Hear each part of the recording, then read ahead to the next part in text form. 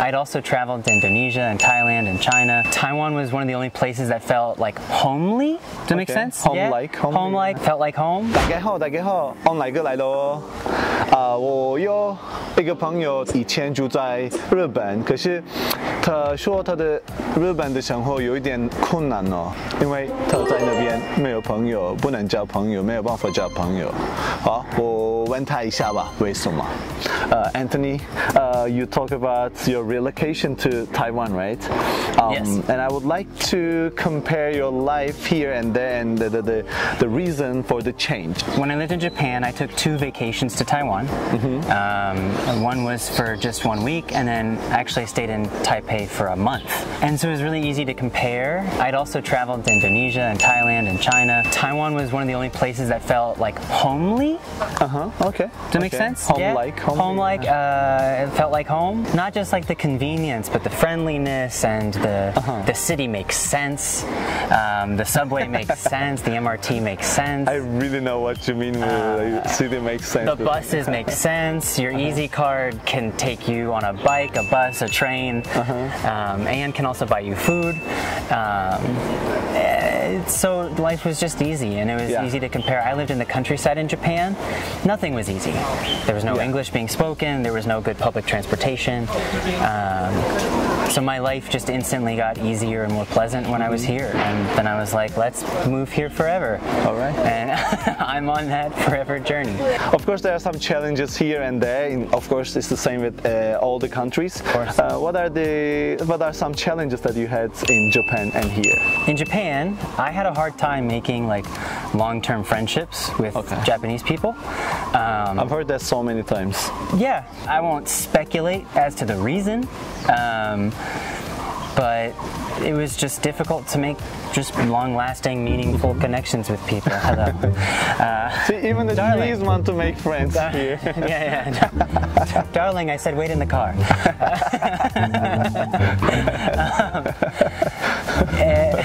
Would you like to move a little bit? No, I like it. I think it's fun. Like It's like a character. Taiwan challenges, I would say, like just government processes, paperwork. Here's a good example. I was applying for a visa here, and I found one website with a checklist of items that I needed to have prepared to apply for my visa. And I found another website that had most of the same information, but then it had 2 additional items.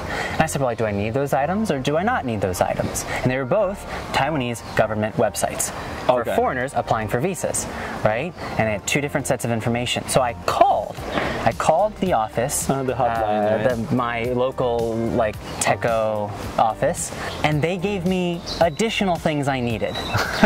So had I only looked at one website, they would have denied my application. I needed to look at 2 websites and make a phone call to get the actual information I needed, which is the same when you're reapplying for visas, you're getting a bank account. It's wildly complicated. Is it easier in Japan?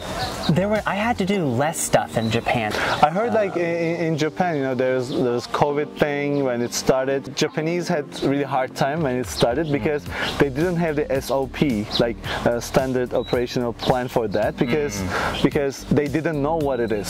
So once they knew it, they could have, you know, processed with that, like do the things with like, they didn't know that knowledge before. But in Japan, like once you have the knowledge, everything goes like smooth. They figured it out. Yeah, but the best way is like, you know, I have my wife.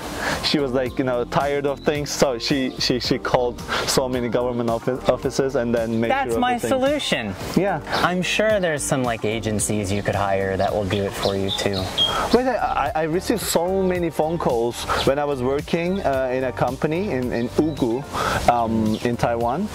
I received so many phone calls like, hey, would you like to find a Taiwanese girlfriend? We have a lot of girls, a lot of ladies, office ladies, and like ladies from this background and that background.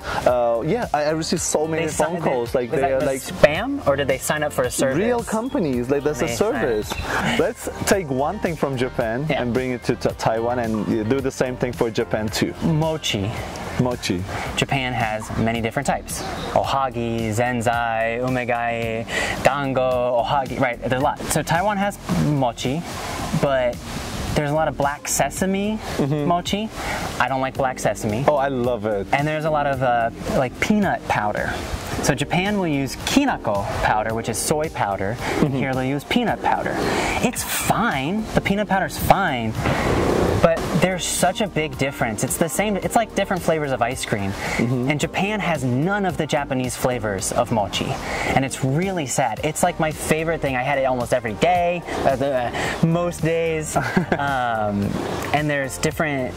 Like in Fukuoka, Japan, they have a type of mochi that's hot, and it's like stamped with an iron, and it like they put a plum flower on it, and it's called umegai mochi, and there's a whole story about a temple and a gift and stuff like that, and there's history to it, and it's really good. And inside there's a lot of sweet beans, like atsuki beans, and you come to Taiwan, and they're like, oh yeah, we have mochi too.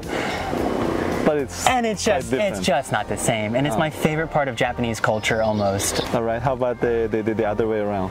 What does Japan need from Taiwan? I love Taiwan for its like wildlife. That's why we're standing in a forest. Huge biodiversity here. Birds. It's an incredible place to be a birder. Taiwan has 2% of the world's species of insects. Oh. Yeah, it's a wild place. I didn't know that. Taiwan's like the 4th tallest island in the world. So it's hard. Taiwan has so many things. And I noticed like when I was in Japan, I saw a couple of cool insects and a couple of cool birds. Like Japan has great biodiversity as well, but I didn't spend as much time in nature. It was less inviting. It was harder to get to a hiking trail or to get to a mountain. There are places that have them. They have potential too? Yeah, totally. There's definitely hiking and definitely biodiversity. But Taipei is a good example. Taipei is a huge mega city, but you're never farther than 40 minutes from a mountain trail. Right? So it's more welcoming, I guess. Yeah, and it's so fast to get there. Whereas Tokyo, you might be 2 hours away from the nearest hiking trail, right? And that's like where I'm from in the United States. There's no mountains, there's no oceans, there's no lakes. So I really appreciate Taiwan in that aspect. So I guess like the welcoming to nature. Yeah, nature welcomes you. Yeah, and I know a lot of people in Taipei that go surfing. I know a lot of people that go bouldering and do outdoor activities. I actually talked a lot about all these differences and different things about Japan and traveling around Asia. A long time ago I had a vlog that is no longer active, but if you want to watch some of those videos, the channel's titled Anthony P. Come up here. Go visit and check his videos, yeah. Alright everyone, thanks a lot for watching, and don't forget to like, subscribe, and comment under this video. I'll see you guys next time. Bye-bye. Donate lots of money. Oh yeah. I need to open that first.